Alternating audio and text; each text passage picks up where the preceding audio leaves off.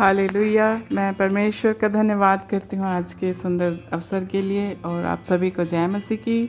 और चैनल प्रेरणा में आप सभी का फिर से स्वागत है। आइए आज हम देखेंगे भजन संहिता 7 और भजन संहिता 7 का आयत पहली से लेकर 10वीं तक हमने पिछले वीडियो में एक्सप्लेन किया है। और अभी अब हम देखेंगे 7वीं भजन संहिता का आयत 11 से लेकर 17 तक। जो 7वीं भजन संहिता है प्रियो वो दाऊद ने लिखी है और जिसमें हेडिंग में ही दिया है कि न्याय के लिए प्रार्थना। दाऊद परमेश्वर को पुकार कर कहता है कि मेरा जो भरोसा है वो तुझ पर है, क्योंकि तू मुझे मेरे सताने वालों से छुड़ाएगा। क्यों छुड़ाएगा? क्योंकि तू न्यायी परमेश्वर है। जो परमेश्वर है वो न्याय की बात करेगा, उसे परमेश्वर के न्याय पे पूरा भरोसा है। दाऊद जानता है कि यहोवा परमेश्वर गलत बातों पे हर दिन क्रोध करता है ना। वो परमेश्वर का धन्यवाद करता है और कहता है कि मैं परम प्रधान यहोवा के नाम का भजन गाऊंगा। और अभी हम 11वीं आयत में देखेंगे, लिखा है कि परमेश्वर धर्मी और न्यायी है, वरन ऐसा ईश्वर है जो प्रतिदिन क्रोध करता है। हमारा परमेश्वर धर्मी और न्यायी परमेश्वर है। हमारा परमेश्वर क्या है? क्या लिखा है कि वो न्यायी है, वो कभी भी छल नहीं करता है ना। जैसा कि 10वीं आयत में भी लिखा है कि वो सीधे मन वालों को क्या करता है? बचाता है। वो ये नहीं देखता कि हाँ ये अमीर है, इसके पास बहुत सारा पैसा है, ये कोई गरीब है। नहीं, वो अमीरी गरीबी को नहीं देखता है प्रियो, वो हमारे हृदय को देखता है। हमारे अंदर छल कपट है या नहीं है, हमारे अंदर परमेश्वर का कितना भय है, क्योंकि परमेश्वर जो है इन सारी बातों को जानता है और परखता भी है। प्रियो, परमेश्वर कभी भी किसी को धोखा नहीं देता। उसका जो क्रोध है वो किसी एक दिन का नहीं होता, वो हर दिन का लेखा उसके पास रहता है। हमारा जो परमेश्वर है वो हर दिन गलत बातों पे क्रोध करता है, वो कभी दिखावा नहीं करता है ना। प्रियो, कुछ पेरेंट्स क्या करते हैं कि बच्चों को सही शिक्षा नहीं देंगे, कि अगर सही को सही कहेंगे तो वो खुद बुरे बन जाएंगे। लेकिन हमारा परमेश्वर क्या करता है? वो गलत बातों पे क्रोध करता है। वचन में भी लिखा है कि क्रोध तो करो पर पाप मत करो। प्रियो, हमारा परमेश्वर पवित्र परमेश्वर है, हमें भी ऐसे ही पवित्र बनना है। जैसे हमारा परमेश्वर करता है वैसे ही हमें भी करना है, ताकि जो दंड की आज्ञा है वो हम पर भी ना हो और ना ही हमारे बच्चों पे हो। इसलिए गलत बातों को छुपाकर हमें भी पाप में सहभागी नहीं होना है। प्रियो, अपने बच्चों को चिताना है ताकि उस दंड की आज्ञा से वो बच पाएँ। और 12वीं आयत में लिखा है कि यदि मनुष्य ना फिरे तो वह अपनी तलवार पर सान चढ़ाएगा, वह अपना धनुष तीर संधान चुका है।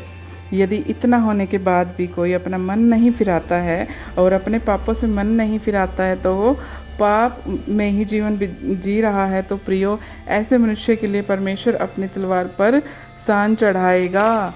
परमेश्वर ने ऐसे मनुष्यों के लिए क्या कर रखा है? अपने धनुष को तैयार कर रखा है। प्रियो, वो घड़ी कभी भी आ सकती है जब हमें परमेश्वर का सामना करना होगा। फिर पछताने से हम कोई भी फ़ायदा नहीं होगा। आज ही आप के पास समय है और आप अपने पापों से मन फिराएं, सच्चा पश्चाताप करें। परमेश्वर आज भी आपसे प्रेम करता है, वो नहीं चाहता कि आप उस नरक की आग में जाएं। 7:13 में लिखा है कि और उस मनुष्य के लिए उसने मृत्यु के हथियार तैयार कर लिए हैं, वह अपने तीरों को अग्निबाण बनाता है। जो मनुष्य अपना मन नहीं फिराता है उनके लिए परमेश्वर ने क्या कर रखा है? मृत्यु के हथियारों को तैयार कर लिया है। वो नरक की आग, कभी ना बुझने वाली आग है जो वो प्रियो परमेश्वर ने अपने तीरों को अग्निबाण बना लिया है ना। प्रियो, अगर आप उन अग्निबाणों से बचना चाहते हैं तो आज ही अपने घुटनों पे आकर सच्चे परमेश्वर से सच्चा पश्चाताप करें, नहीं तो नरक की जो आग है, कभी ना बुझने वाली आग है, वो आग में आपको पीड़ा को सहना होगा और जहाँ पे कोई भी माफ़ी नहीं होगी। 14वीं आयत में लिखा है कि देख, दुष्ट को अनर्थ काम की पीड़ाएं हो रही हैं, उसको उत्पात का गर्भ है और उससे झूठ का जन्म हुआ। लिखा है कि शैतान झूठ का पिता है। झूठ बोलने वाले किसकी संतान हुए? शैतान की, है ना। दुष्ट को अनर्थ काम यानी परमेश्वर की इच्छा पर नहीं चलते, है ना, गलत कामों को जो करते हैं, जैसे चोरी, छल, झूठ बोलना, हत्या करना, व्यभिचार, नशा, ये सब कुछ हमारे समाज में हो रहा है। ये एक पीड़ा की तरह है, जैसे गर्भ ठहरता है, फिर जनने के समय जो पीड़ाएं होती हैं, ये अंत का समय है। अभी कुछ समय में ही लिखा है कि दुष्ट को उत्पात का गर्भ है। ये सब कुछ हमारे समाज में जो हो रहा है वो दुष्ट के चलाए जो चलते हैं। क्यों? क्योंकि दुष्ट को किसका गर्भ है? उत्पात का, है ना। उससे क्या जन्मेगा? झूठ, क्योंकि शैतान झूठ का पिता है। आप अपने जीवन से खुद को परख कर देखें कि प्रभु यीशु मसीह को स्वीकार करने के बाद कहीं आपके जीवन में ये बातें तो नहीं हैं। अगर हैं तो प्रियो, प्रार्थना के साथ इन सब बातों से निकले। कहीं ऐसा ना हो कि आपका जो उद्धार है वो यूं ही व्यर्थ हो जाए। जैसे परमेश्वर ने इज़राइलियों को मिस्र की गुलामी से निकाला, और लेकिन परमेश्वर की आज्ञा ना मानकर कुछ इज़राइलियों के साथ क्या हुआ? वो बीच रास्ते में ही ढेर हो गए, और वो उस प्रतिज्ञा के देश में सभी इज़राइली नहीं पहुंच पाए थे, है ना। ऐसा ही कुछ इज़राइली वहाँ पर पहुँचे थे। प्रियो, कहीं ऐसा ना हो कि आपने उद्धार तो पा लिया है, आप गुलामी से तो छूट गए हो, आप उस प्रतिज्ञा के प्रदेश में ना पहुँच पाएँ। अपनी कुछ गलतियों की वजह से आप यूं ही जंगल में, इस संसार में ना ढेर हो जाएं। प्रियो, अपने आप को परखें और सच्चा पश्चाताप करें, और जैसे कि परमेश्वर के वचन में लिखा है वैसे ही परमेश्वर की आज्ञाओं को मानें। 15 में लिखा है कि उसने गड्ढा खोद कर उसे गहरा किया, जो खाई उसने बनाई थी उसमें वह आप ही गिरा। उसने कौन है? यहाँ वो दुष्ट जो सबको भरमा रहा है ना, और लालच और मन को भरमाने वाली चीज़ें आकर्षित करता है, जो संसार को पाप में गिराकर फंसा रहा है। यहाँ पर किसकी बात हो रही है? यहाँ पर शैतान की बात हो रही है। शैतान उस खाई में आप खुद भी गिर पड़ा है, और सबको भी वो गिराना चाहता है। प्रियो, परमेश्वर आपको उस खाई से बचाना चाहता है। वो तो आपको अनंत जीवन देना चाहता है, जहाँ कोई दुख नहीं होगा, कोई कलेश नहीं होगा।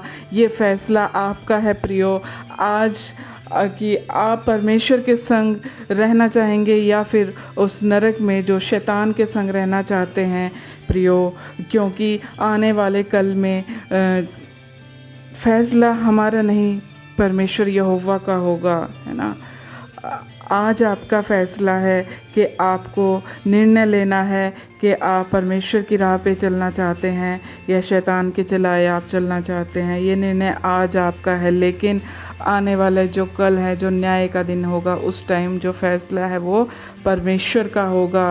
वो आज आप सच्चा पश्चाताप कर सकते हैं, अपना मन फिरा सकते हैं, उसके मरने के बाद आपको कोई मौका नहीं मिलेगा। और 16वीं आयत कहती है कि उसका उत्पात पलट कर उसी के सिर पर पड़ेगा और उसका उपद्रव उसी के माथे पर पड़ेगा। यहाँ उसका उत्पात यानी जो झूठ को जन्म देने वाला पिता शैतान है, उसकी बात हो रही है। उसको जो अनर्थ काम उसने किए हैं वो उसी के सिर पर आ पड़ेंगे। फिर उसका जो उपद्रव है वो भी उसी के माथे पर पड़ेगा। फिर संसार के लोग जानेंगे कि पश्चाताप करेंगे, और प्रियो, फिर सिवाय रोड़ने और पीटने के कुछ भी नहीं होगा। और 7वीं आयत कहती है कि मैं यहोवा के धर्म के अनुसार उसका धन्यवाद करूंगा और परम प्रधान यहोवा के नाम का भजन गाऊंगा। दाऊद आनंद के साथ कहता है कि मैं तो यहोवा परमेश्वर के धर्म के अनुसार उसका धन्यवाद करूंगा और उसके भजन गा गा कर उसकी महिमा करूंगा। क्या शैतान के चलाए चलने वाले जो लोग हैं, फिर वो कह सकेंगे कि मैं तेरा धन्यवाद करता हूँ हे शैतान, है ना। वो जिसके पीछे चल रहे हैं, जो झूठ का जो पिता है, वो उसका दुष्ट का धन्यवाद कर पाएंगे? क्या वो दुष्ट के भजन गा सकेंगे? नहीं, वो एक ऐसा समय होगा जब सब जाति और सब धर्म के लोग सिर्फ़ और सिर्फ़ यहोवा परमेश्वर को पुकार पुकार कर कहेंगे, लेकिन तब तक बहुत देर हो चुकी होगी प्रियो, क्योंकि मृत्यु के बाद तेरा कोई स्मरण नहीं होता। लिखा है कि जब तक ये जीवन है तभी आप अपने पापों का अंगीकार कर सकते हैं, पश्चाताप कर सकते हैं, मन फिरा सकते हैं और यीशु मसीह को अपना उद्धारकर्ता के रूप में स्वीकार कर सकते हैं। और यीशु मसीह की आज्ञाओं को मानकर जब आप अपना जीवन जिएंगे तो आप भी उस स्वर्ग में, उस अनंत जीवन जो परमेश्वर आपको देना चाहता है, उसमें आप सहभागी हो पाएंगे। और इन वचनों के द्वारा परमेश्वर आपको और आपके परिवार को बहुत बहुत आशीष दे। प्रभु यीशु के नाम में सभी को जय मसीह की। God bless you. हालेलुया।